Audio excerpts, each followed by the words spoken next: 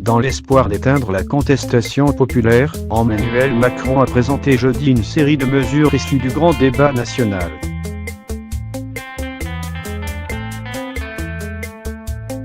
Cinq mois après le début d'une crise sans précédent, Emmanuel Macron a présenté jeudi les pistes retenues pour tenter de calmer la colère issue du mouvement des Gilets jaunes.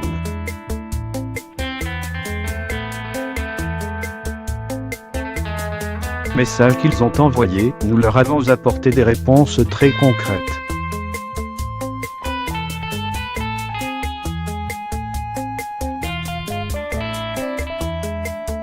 Les mesures annoncées hier sont fortes et cohérentes, s'est félicité vendredi matin sur LCI le ministre de l'économie, Bruno Le Maire.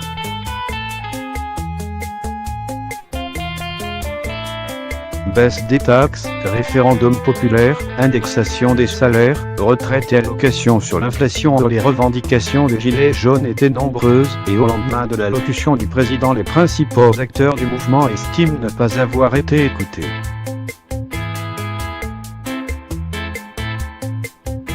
Le Figaro fait le point sur les pistes retenues, ou non, par le président dans l'espoir de calmer la contestation.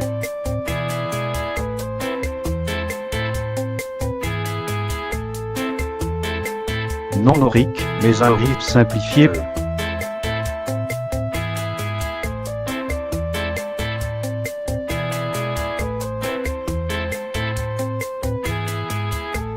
Revendication institutionnelle numéro 1 des Gilets jaunes, l'instauration d'un référendum d'initiative citoyenne, RIC, pour permettre à une proposition soutenue par des citoyens d'être soumise à référendum, n'a pas été retenue par Emmanuel Macron.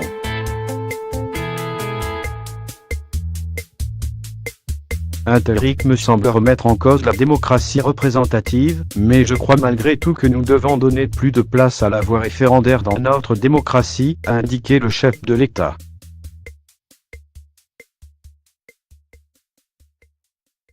Celui-ci a ensuite annoncé la simplification d'un autre type de consultation, le référendum d'initiative partagée, RIP.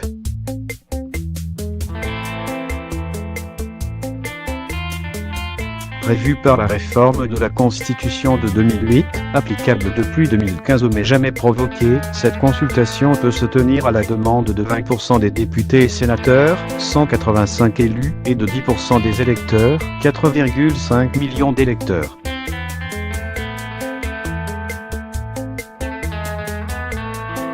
Emmanuel Macron veut en simplifier les règles en permettant que l'initiative puisse venir de citoyens, 1 million de citoyens qui signeraient une pétition.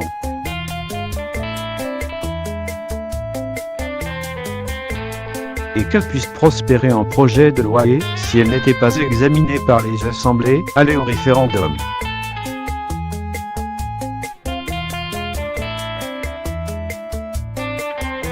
Et un droit de pétition renforcé.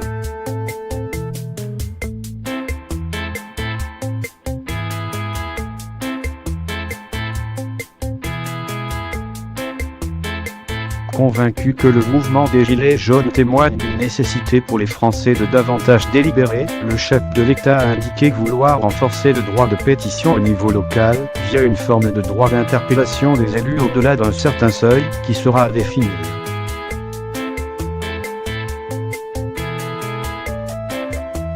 Et, dès le mois de juin, 150 citoyens tirés au sort viendront former un conseil de la participation citoyenne pour revitaliser la démocratie et mieux représenter la société civile, au sein de l'actuel Conseil économique, social et environnemental,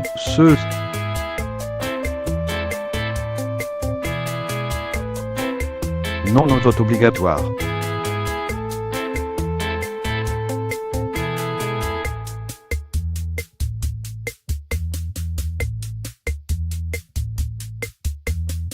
Emmanuel Macron ne retient pas l'option du vote obligatoire, en vigueur notamment en Belgique depuis 1893, et défendue par certains gilets jaunes pour répondre au fléau de l'abstention.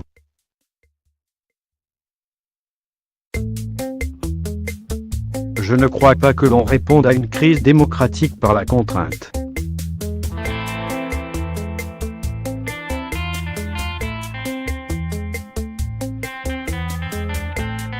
On y répond en redonnant du sel à la vie démocratique, a-t-il expliqué.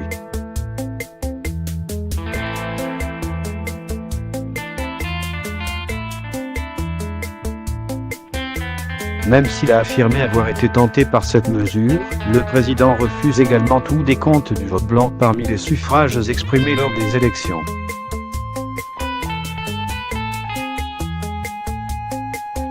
On peut avoir des projets dont aucun ne nous plaît totalement aux élections, mais nous devons choisir, selon lui.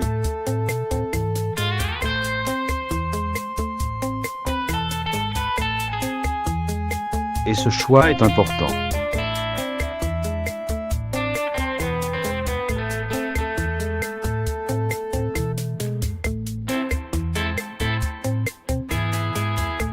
Quand on vit une période difficile, blanc ça ne décide pas.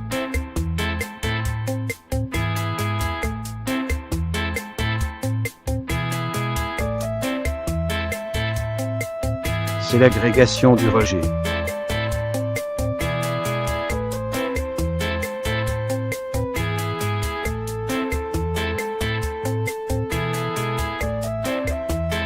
Mais blanc ne résoudra aucun problème.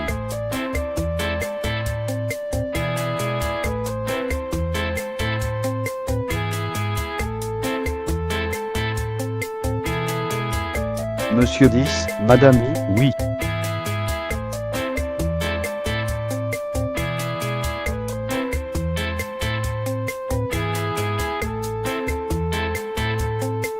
Introduction d'une dose de proportionnelle.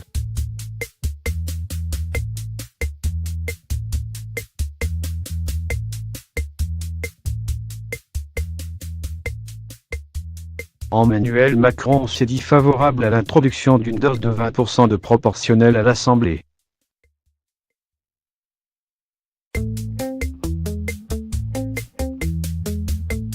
Il a également souhaité accroître cette dose au Sénat.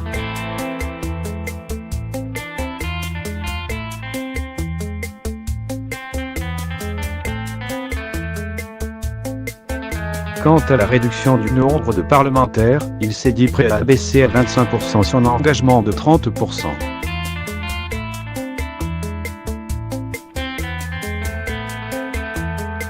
Pas de marche arrière sur l'ISFE.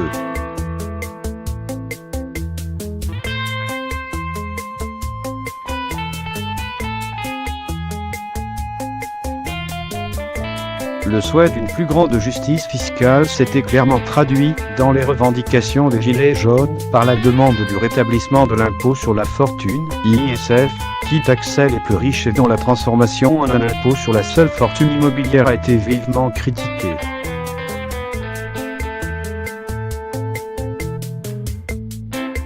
Sans surprise, le président de la République a balayé la possibilité de revenir sur ce point.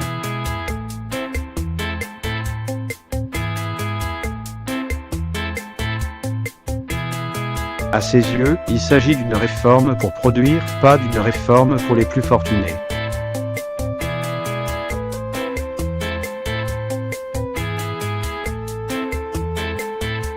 Il a toutefois souligné que la suppression de l'impôt serait évaluée en 2020.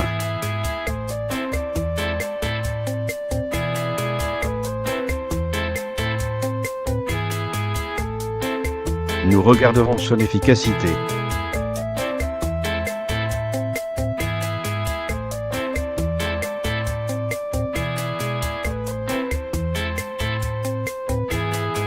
Si elle n'est pas efficace, nous la corrigerons, a-t-il assuré.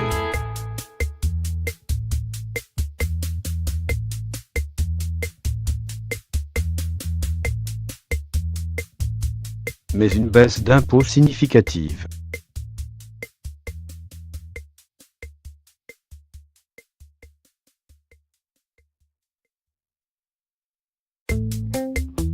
Emmanuel Macron a clamé son intention de réduire significativement l'impôt sur le revenu, à hauteur de 5 milliards d'euros.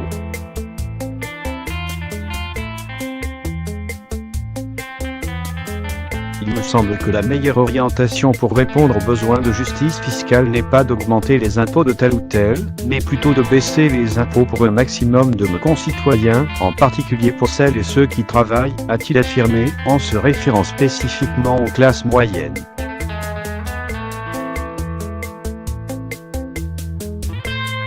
Ma proposition sera qu'environ 15 millions de foyers fiscaux français puissent être touchés, concernés, par cette baisse d'impôt de 5 milliards d'euros, a précisé le ministre de l'économie, Bruno Le Maire, sur la chaîne télévisée LCI, évoquant plusieurs pistes.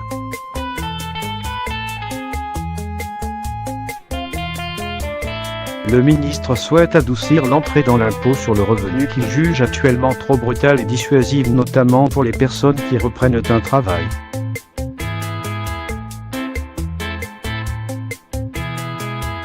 Lors d'un séminaire prévu lundi avec le Premier ministre, il proposera aussi que la réduction d'impôt se concentre essentiellement sur la première tranche, celle à 14% de l'impôt sur le revenu.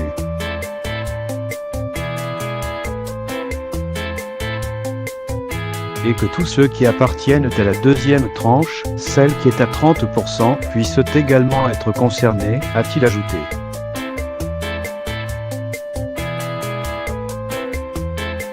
Cinq tranches progressives existent actuellement pour l'impôt sur le revenu, dont s'acquittent 16,8 millions de foyers fiscaux, sur un total de 38,3 millions. 0%, 14%, 30%, 41% et 45% pour les revenus supérieurs à 153 783 €.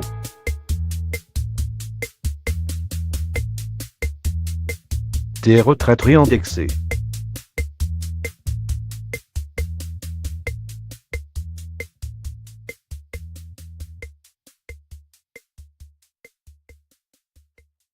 Les Gilets jaunes avaient également exigé une indexation sur l'inflation des salaires de tous les Français ainsi que des retraites et des allocations.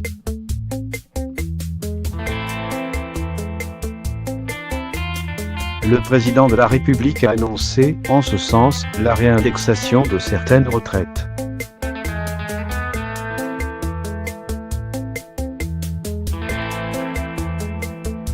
La sous-indexation imposée en 2019, 0,3% d'augmentation contre 1,8% d'inflation, a été mal vécue et devait être corrigée, a-t-il reconnu, souhaitant que les retraites de moins de 2 000 € suivent à nouveau l'évolution des prix début 2020.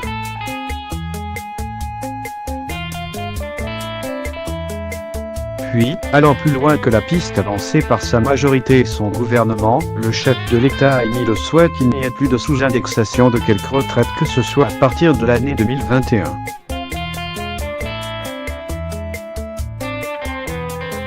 Des services publics maintenus et plus de fonctionnaires sur le terrain.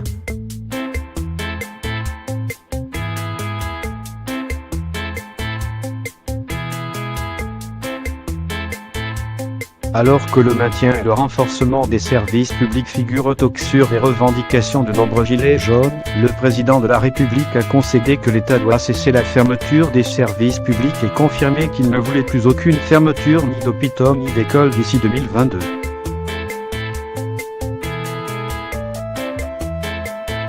Cela ne veut pas dire qu'il n'y aura pas de réorganisation, a-t-il nuancé, ajoutant que dans certains cas cela a été indispensable.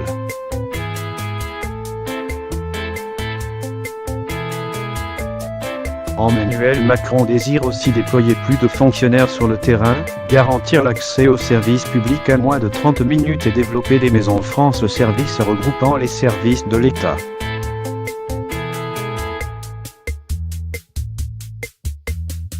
Il s'est également dit prêt à abandonner, s'il n'est pas tenable, l'objectif de supprimer 120 000 postes de fonctionnaires d'ici la fin du quinquennat.